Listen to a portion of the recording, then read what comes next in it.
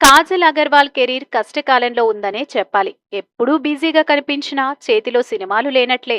Commit అయిన ప్రాజెక్ట్లోంచి ఆమెను తప్పించడం వరుసగా జరుగుతుంది. ముఖ్యంగా ఆచార్య సినిమా నుంచే కాజల్కి బ్యాడ్ లక్ స్టార్ట్ అయింది. సినిమా షూటింగ్ పూర్తయిన తర్వాత కథలో ఆమె పాత్ర అవసరం లేదని చెప్పి తీసేశారు. అదేవిధంగా నాగార్జున గోస్ట్ సినిమాలో కూడా హీరోయిన్ గా తీసుకొని తర్వాత తప్పించారు.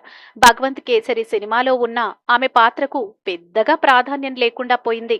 అంతా బాలయ్య, శ్రీలీలకే స్పేస్ ఇచ్చారు. ఇక ఇండియన్ టూలోనూ అసలు కనిపించలేదు.